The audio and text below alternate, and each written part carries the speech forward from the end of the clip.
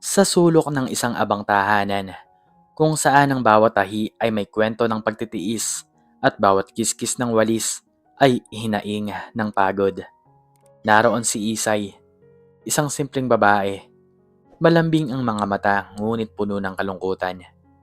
Isang kalungkutang dinala ng tadhana at ng isang biyenan na hindi kailanman naging ina sa kanya.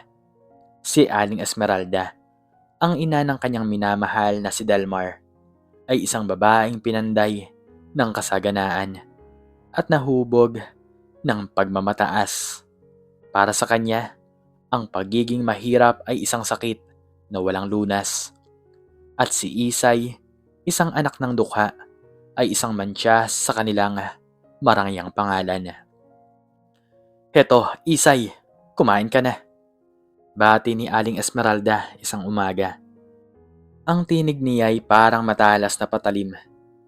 Iniabot niya ang isang platong may kanin at ulam na nanlalata. May amoy asim na, malinaw na panis. Ramdam ni Isay ang pamumuo ng luha sa kanyang lalamunan. Alam niyang ito ay isa na namang paraan ni Aling Esmeralda upang iparamdam sa kanya ang kanyang kawalang halaga, ang kanyang pagiging walang karapatan. Salamat po, Aling Esmeralda. Pilit ng ngiti ni Isay, kinuha ang plato. Ang sikmura niya ay humilab, ngunit ang kanyang puso ay mas masakit. Sa loob ng 5 taong pagpapakasal nila ni Delmar, ito na ang naging normal, ang pangmamaliit, ang mapanuyang tingin, ang mga pagkain na halos basura na sa mga mata ng iba. Ngunit kailangan niyang tanggapin si Delmar na nahihirapan sa pagitan ng pagmamahal sa kanyang asawa at paggalang sa kanyang ina ay kadalasang walang magawa kundi ang mamagitan sa tahimik na paraan. Isang araw, naglakas loob si Delmar na kausapin ang kanyang ina. Ma, bakit niyo po ba ginagawa yun kay Isay? Masasaktan po siya. Tiningnan siya ni Aling Esmeralda nang may paghamak. Masasaktan? Ano naman ngayon? Hindi ba't yan naman talagang nararapat sa isang katulad niya? Simpleng babae, walang pinag-aralan, walang kayamanan. Anong maiaambag niya sa pamilya natin? Ni hindi nga yan kayang ayusin ang sarili niya. Paano pa ang buhay mo?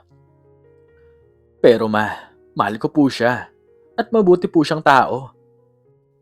Mabuti. Ang kabutihan ay hindi nakakaraos sa gutom, Delmar.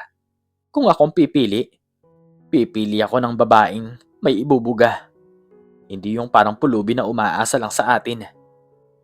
Sabi ni Aling Esmeralda at tumalikod sa kanyang anak. Ang bawat salita ni Aling Esmeralda ay tumatago sa puso ni Isay na nakikinig lang sa di kalayuan. Sa kabila ng lahat, nanatili siyang tahimik. Umaasa na balang araw ay makikita rin ni Aling Esmeralda ang halaga niya, lampas sa kung ano ang kanyang pinagmulan. Sa bawat araw na lumilipas, lalong lumalalim ang bangin sa pagitan nila. Si Aling Esmeralda ay mas nagtatagumpay sa kanyang negosyo. Mas nagiging mailap sa mga simpleng tao at mas malupit kay Isay. Ang mga insidente ng panis na pagkain ay naging regular na bahagi ng buhay ni Isay. Isang paalala ng kanyang mababang katayuan sa mata ng biyenan. Sa bawat kagat, may kaakibat na pait, ngunit hindi niya ipinapakita ang sakit. Nagsusumikap siya sa lahat ng paraan. Naglilinis ng buong bahay. Naglalaba, nagluluto. Umaasa na sa pamamagitan ng kanyang sipag ay mababago ang puso ni Aling Esmeralda. Ngunit tila bingi ang lahat ng kanyang pagtitiis. Ngunit may isang gabi na nagpabago sa lahat. Habang nagmamaneho pauwi si Aling Esmeralda mula sa isang business meeting, bigla siyang naaksidente. Isa itong malubhang banggaan na nagpabagsak sa kanya sa isang mahabang pagkakatulog, isang koma. Ang buong pamilya ay nabalot ng kalungkutan at pangamba.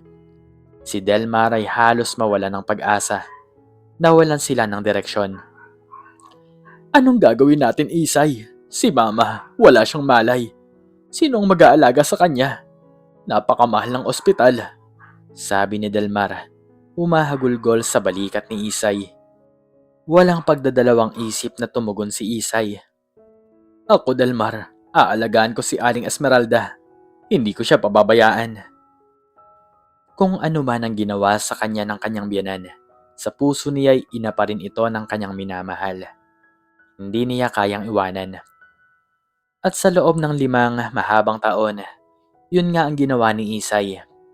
5 taon na puno ng pagsubok, pagod at walang katumbas na sakripisyo. Ibinenta niya ang ilan niyang alahas, pati na rin ang regalo ng pangkasal sa kanya ng kanyang lola. Isang lumang kwintas na ginto, para lang may pandagdag sa bayarin sa ospital. Kumuha siya ng 2 trabaho. Isa sa umaga bilang tagalinis sa isang opisina at isa sa gabi bilang isang katulong sa bahay ng kapitbahay. Ang bawat sentimo na kinikita niya ay napupunta sa mga gamot at pangangailangan ni Aling Esmeralda. Hindi ka ba napapagod, Isay? Halos hindi ka na natutulog, tanong ni Delmar, laging nag-aalala sa kanya. Okay lang ako, Delmar. Basta makita kong gumaling si Aling Esmeralda, ayos lang ako, sagot niya. Suot ang kanyang pagod na ngiti. Araw-araw pagkatapos ng kanyang trabaho, diretso si Isay sa ospital. Doon, siya ang nagpapalit ng lampin ni Aling Esmeralda. Nagpupunas sa kanyang katawan, nagpapakain sa pamamagitan ng IV, at madalas na kinakausap ito. Aling Esmeralda, magpagaling po kayo. Marami pa po kayong pangarap. Sana po ay magising na kayo. Bulong niya sa walang malay na biyanan. Pinasigla niya ang silid ng bulaklak na kanyang pinulot sa tabi ng kalsada at nagbabasa sa kanyang mga kwento. Umaasa na kahit papaano ay maririnig siya nito. Naging pamilyar na ang mukha ni Isay sa mga nurse at doktor sa ospital. Humanga sila sa dedikasyon nito. Ang swerte naman ni Ma'am Esmeralda sa inyo, Ma'am Isay, sabi ng isang nurse. 5 taon, hindi kayo bumibitaw. Mahal ko po si Delmar at mahalaga po sa kanyang nanay niya. Simpleng tugon ni Isay. Dumating ang araw na hinihintay ng lahat. Pagkalipas ng 5 taon, biglang nagpakita ng senyales ng paggising si Aling Esmeralda. Unti-unti niyang idinilat ang kanyang mga mata.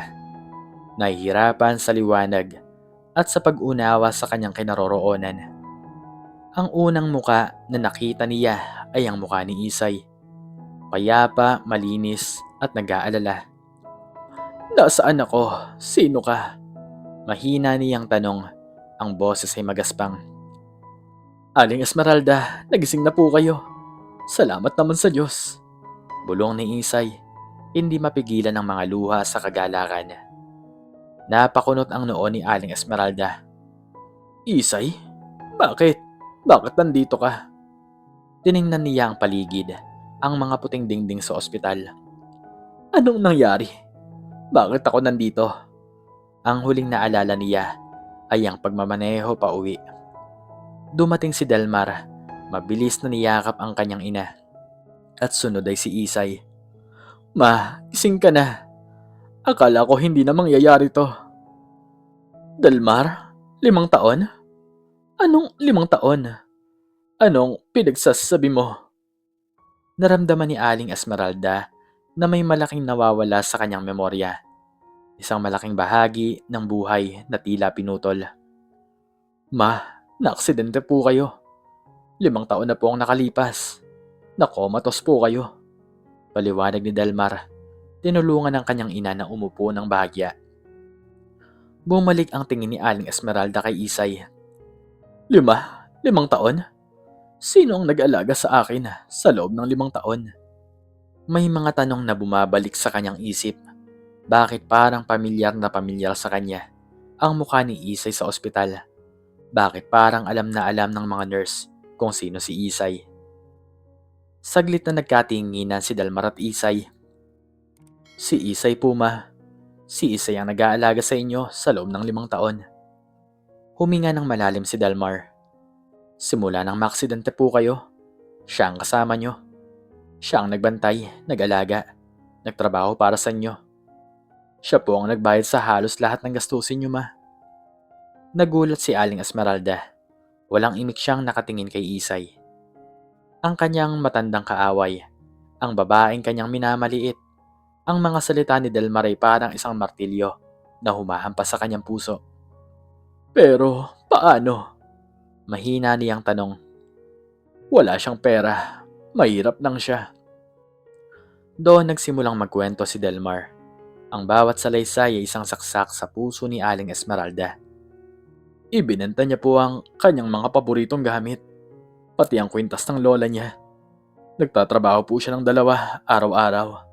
Halos hindi na po siya natutulog para lang po may pambili ng gamot niyo at para makakain kami. May bahay ng puot sa boses ni Delmar, hindi dahil kay Isay, kundi dahil sa pagmamalupit noon ng kanyang ina kay Isay.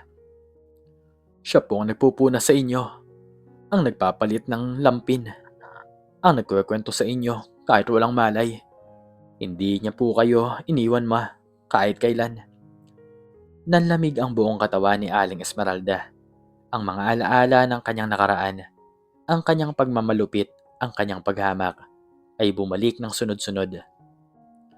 Ang mga panis na pagkain, ang mga masakit na salita, ang bawat tingin na puno ng pagkamuhi, ang lahat ng iyon ay ginawa niya sa isang babaeng naging anghel de la guardia niya sa pinakamadilim niyang sandali. Ang babaeng itinuring niyang basura ay ang nagligtas ng kanyang buhay. Isay, bulong ni Aling Esmeralda. Ang kanyang boses ay nanginginig. Totoo bang sinasabi ni Dalmar? Tumango si Isay. Ang kanyang mga mata ay puno ng luha. Opo, Aling Esmeralda. Mahalaga po kayo kay Dalmar. Mahalaga po kayo sa amin. Doon na bumigay si Aling Esmeralda. Ang kanyang buong katawan ay nanlambot, parang kandila na natunaw. Ang kanyang balakang na puno ng pagmamataas at yaman ay ngayon ay parang papel na gumuho. Ang mga luha ay umagos sa kanyang pisngi, luha ng pagsisi at matinding pagkabigla. Patawarin mo ko, Isay. Patawarin mo ko sa lahat ng ginawa ko sa'yo. Umahagulgol siya.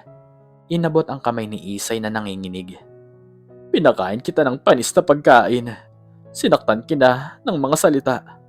Trenato kita na mas masahol pa sa alipin. Patawarin mo ko, anak.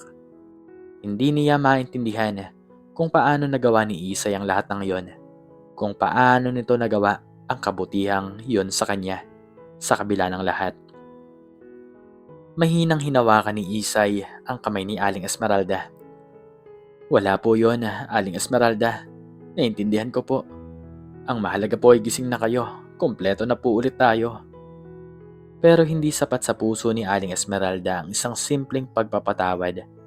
Ang bigat ng kanyang kasalanan ay bumabalot sa kanya. Hindi, Isay. Hindi ko ito kayang tanggapin. Ang sama-sama ko. Ang sama-sama ko sa'yo. Paano mo nagawa ang lahat ng yon?